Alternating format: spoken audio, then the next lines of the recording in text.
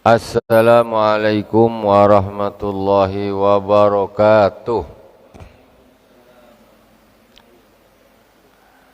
Alhamdulillahirabbil alamin wassalatu wassalamu ala sayyidil mursalin wa ala alihi wa sahbihi ajmain. Subhanaka la ilma lana illa ma 'allamtana innaka antal alimul hakim. Rabbi israh li sadri wa yassir li amri wahlul 'uqdatam min lisani yafqahu qawli. Allahumma salli ala sayyidina Muhammadin tibbil qulubi wa dawaiha wa afiyatil abdani wa shifaiha wa nuril absari wa diyaiha wa ala alihi wa sahbihi wa sallim. Jamaah salat fardu subuh Masjid Agung Karimun yang dirahmati Allah Subhanahu wa taala. Di subuh ini sejenak kita akan mengambil mutiara hikmah dari Al-Imam Yunus bin Ubaid radhiyallahu taala anhu. Sebagian mutiara hikmah Imam Yunus bin Ubaid radhiyallahu taala anhu. Kita Fatihah terlebih dahulu kepada baginda Rasulullah sallallahu alaihi wasallam, kepada para anbiya, sahabat, tabi'in, tabi'in, kepada para aulia wa syuhada wa salihin wa jami' masyayikhina fid din.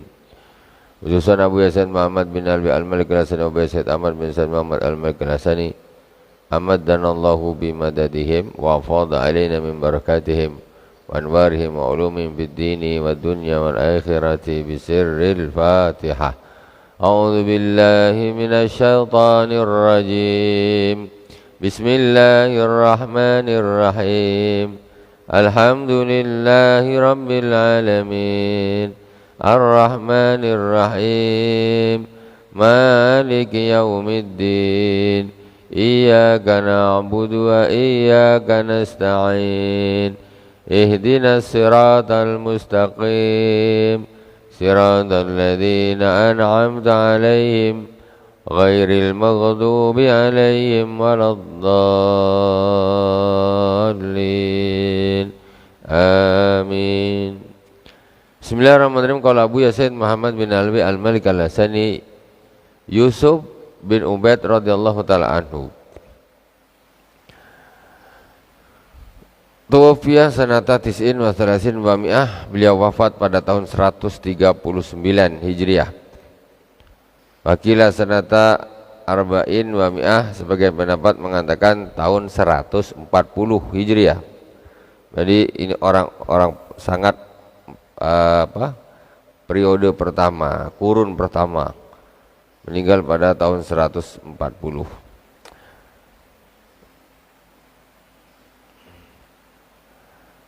Ma bainal qausain saqat bin tabiatul ula.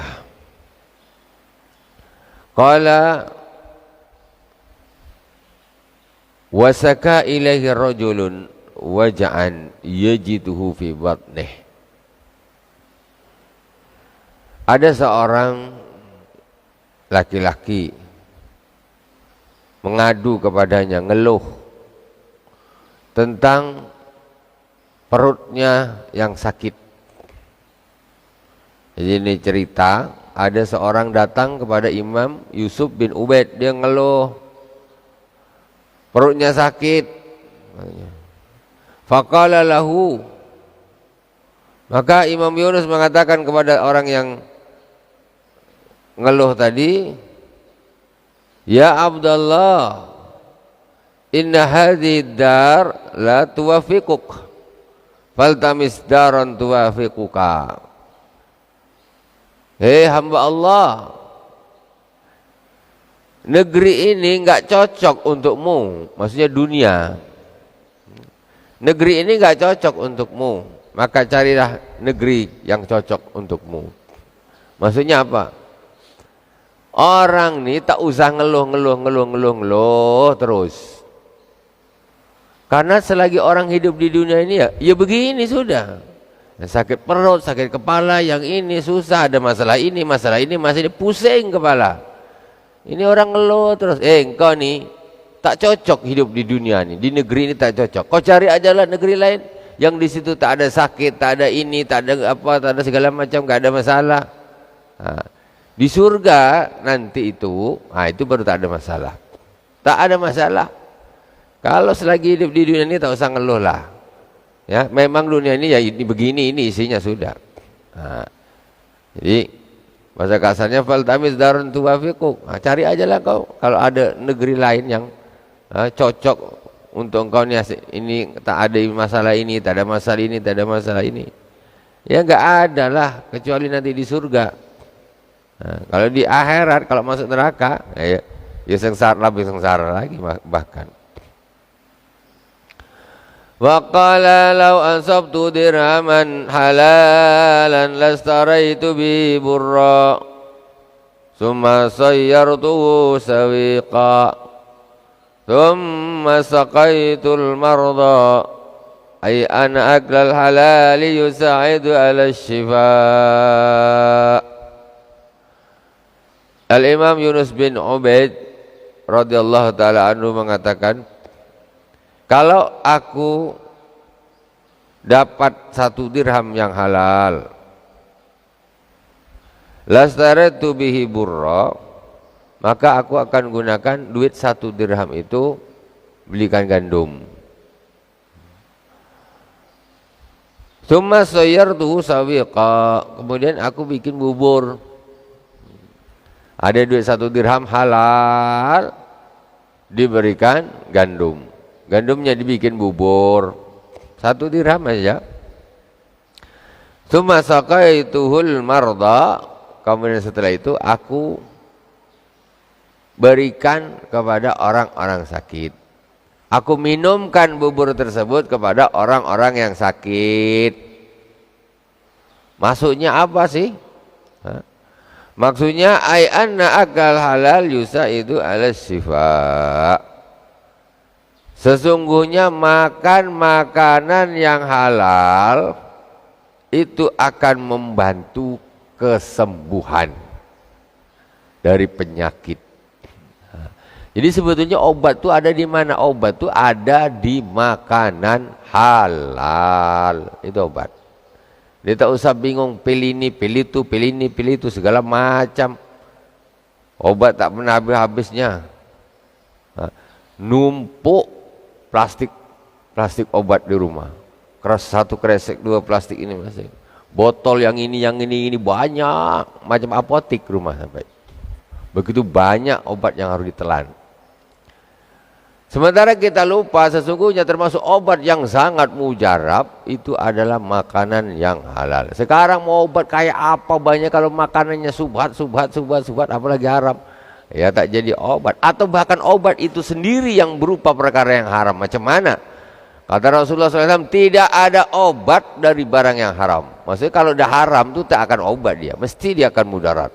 Kalau tak mudarat, mana Allah haramkan? Arak Allah haramkan karena mudarat, berbahaya. Babi Allah haramkan karena memang berbahaya mengkonsumsinya. Seperti itu. Jadi kalau dah namanya diharamkan itu pasti tak bagus dan jelas bukan obat. Ya. Jadi ini subhanallah, beliau termasuk orang yang sangat-sangat peduli tentang makanan yang halal. Jadi biasakanlah hidup sehat, yaitu dengan cara makanlah makanan yang halal. Bekerjalah pekerjaan yang halal. Jadi badan tak sakit-sakit, banyak urusan, banyak ini, banyak itu. Ini penting, ya, penting. Kenapa? Karena sesungguhnya kalau kita tidak memperhatikan perut kita, bukan hanya badan yang sakit secara zahir, tetapi justru ibadahnya juga akan hancur, musnah. Ya, salatnya tak diterima, puasanya tak diterima, doanya tak diterima, hancur semua.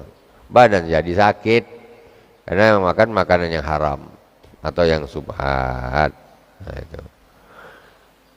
Begitu beliau ini sangat mementingkan makanan yang halal. 1 dirham aja, begitu susahnya, menunjukkan susahnya cari makan yang betul-betul halal. Usahakan cari penghasilan yang betul-betul halal, jangan asal banyak saja. Sekarang kita ini, zaman kita ini zamannya orang cari duit sebanyak-banyaknya, tak mau tahu status duit ini halal ke, subhat ke, haram ke. Kalau udah banyak, pokoknya harus banyak lah.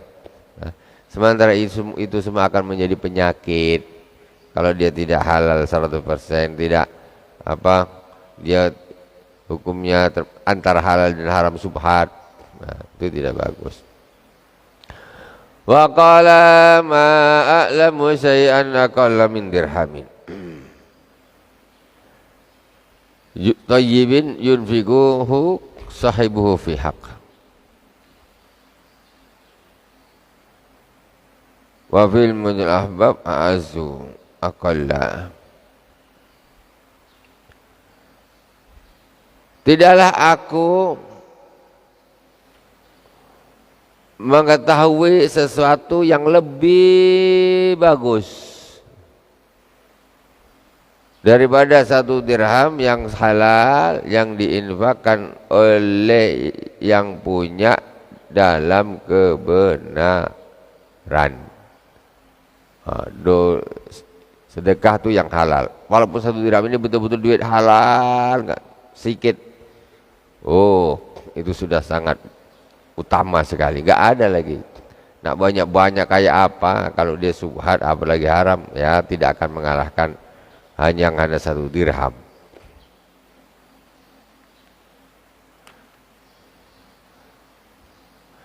Qala khaslatani idza salahata minal abdi salaha ma siwahuma min amrih.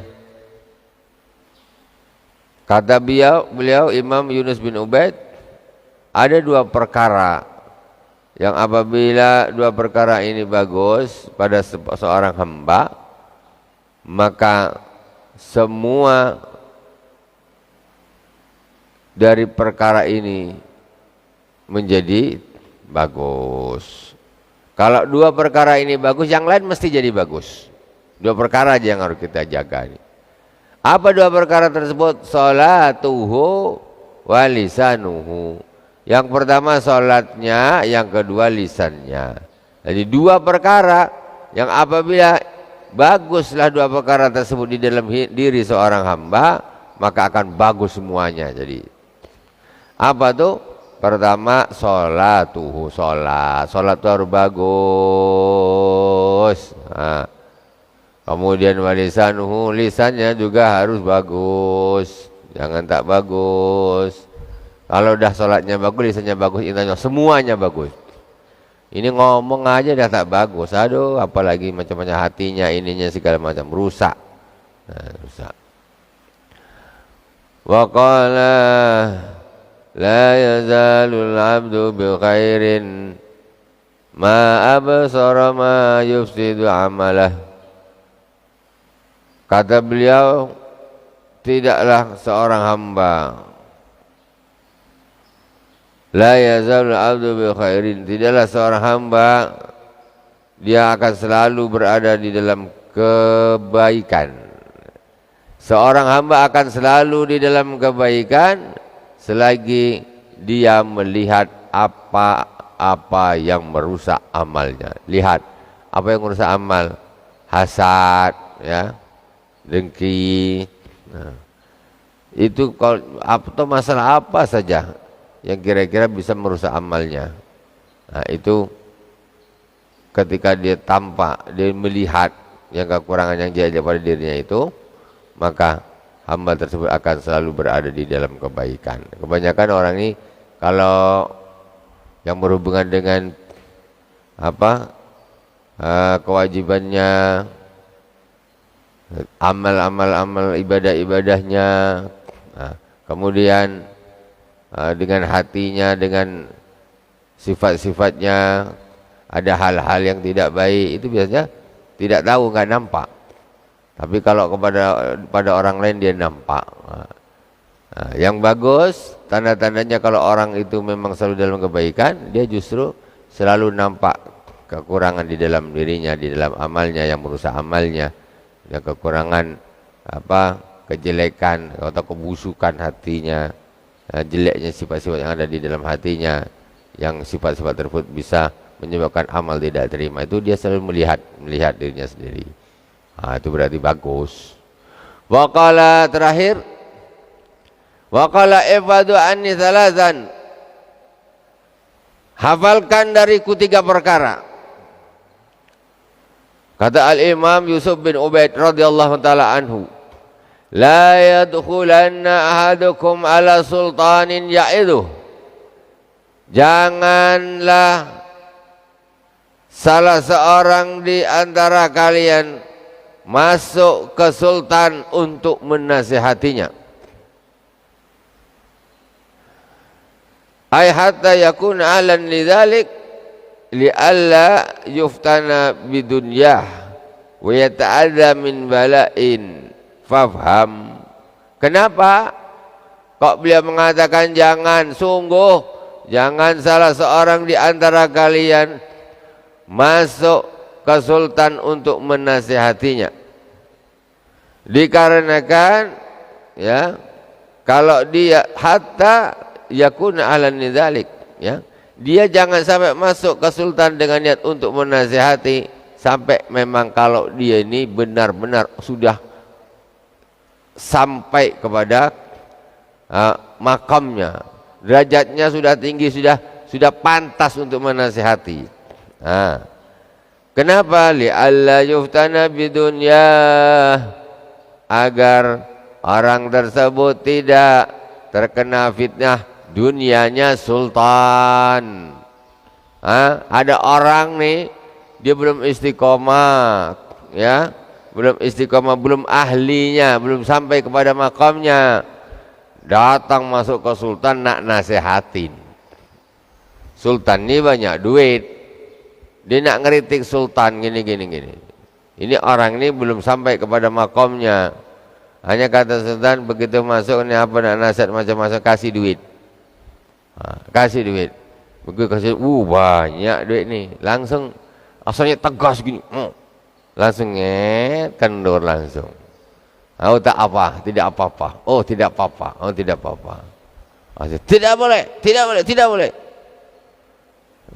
Akhirnya terkena fitnahnya dunianya sultan, dikasih duit, bam kasih. Langsung dia tidak lagi konsekuen di dalam menyampaikan kebenaran, ya. Jadi lentur, lembek.